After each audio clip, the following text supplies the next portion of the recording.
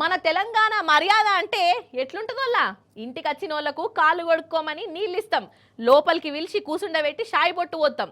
ఇక వాళ్ళు మన ఇంట్లో చెయ్యి కడిగేదాకా ఇడిచిపెట్టం. అది మన గొప్పతనం, మన మర్యాద. కానీ ఆత్మగౌరవంలో మాత్రం వెనుకకు తగ్గనే తగ్గం, మంచి చేస్తాం, మన ఇజ్జత్ను కాపాడుకుంటాం కదా. కానీ ఇప్పుడు ఏమైతున్నదో ఎరికేనానోళ్ళ మన సర్కారే మన ఆడపడుచులను చిన్నబుచ్చుతాంది. వేరే దేశపోళ్ళ ముంగట మనల్ని పాలేర్ల లెక్క చూయిస్తాంది. నాకైతే మనసుకు మస్తు తక్లీఫ్ అనిపించిందోళ్ళ. మీరు ఏమనుకున్నా మంచిదే కానీ ఏమైంది మల్లీశ్వరి, అసలు దేని గురించి మాట్లాడుతున్నావు అని అంటారా?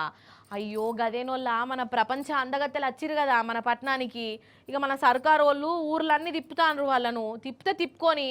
కానీ మన ఆడపడుసుల మనసును తక్లీఫ్ చేస్తానులేమో అని అనిపిస్తున్నది నాకు. మన తెలంగాణ ఇజ్జత్తును దునియా ముందు తీసి పడేస్తున్నారు అని అనిపిస్తున్నది. మీరు ఈ ముచ్చట చూసినాక మీకు కూడా గిట్లనే అనిపిస్తుంది వల్ల చెప్పుండ్రి నాకు, చూడురి. ప్రపంచ అందగత్తెలను మన సర్కారోళ్ళు ఇటు అటు తిప్పుకుంటా ఊర్లను చూయిస్తురు. సరే తిప్పని అయితే బుజారన్నాడు వరంగల్ జిల్లాలో తిప్పిరు కదా. వాళ్ళు వరంగల్కు ఓడేందో కానీ అక్కడ చిన్న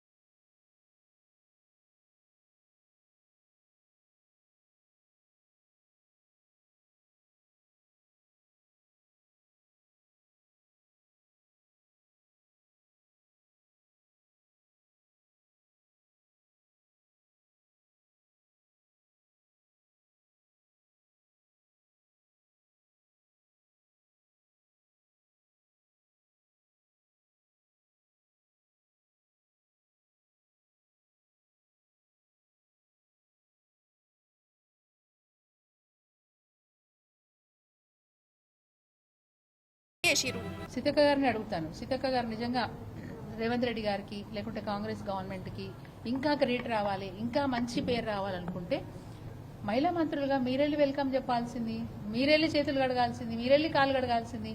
మాకేం అభ్యంతరం లేదు, మీ మర్యాద అట్లే ఉంటుంది. మేము ఇంతే గొప్పగా మర్యాద ఇస్తాము. బీఆర్ఎస్ పార్టీ వాళ్ళకి నచ్చట్లేదని మీకు అనిపిస్తే యూ గో హెడ్, మాకు అభ్యంతరం లేదు. కానీ ఒక సాధారణ మహిళల్ని ఆ విధంగా ఒక సేవకుల్లాగా చేయడం అనేది మంచి పద్ధతి కాదని మేము అంటున్నాం. మంత్రులుగా మీరు ఉన్నారు, మహిళా మంత్రులుగా ఉన్నారు, మీకు గొప్ప పేరు వస్తుంది కదా, ప్రపంచమంతా చూస్తుంది మిమ్మల్ని. మహిళా మంత్రి అయ్యి ఉండి కూడా వచ్చిన వాళ్ళకి కాళ్ళు కడిగిరంటే ఇంకా గొప్ప పేరు వస్తుంది. చేస్తే మాకేం అభ్యంతరం లేదు. అసలు రేవంత్ సారు ఎవరిని సంతోషంలో పెట్టిండోలా నాకు తెలియక అడుగుతా, మీరే చెప్పురి.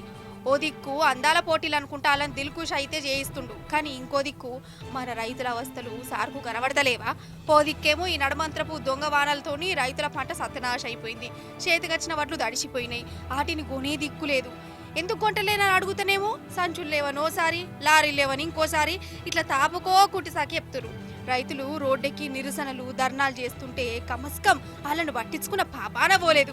కానీ అందగత్తెలను మాత్రం దినాం దిప్పుట్ల వాళ్ళకు దావత్ ఇచ్చుట్ల మాత్రం అస్సలు వెనకకు తగ్గుతలేరు. అసలు మనకు ఇప్పుడు అందాల పోటీలు ముఖ్యమా లేకుంటే రైతులు ముఖ్యమా? ఏందో ఏమప్ప.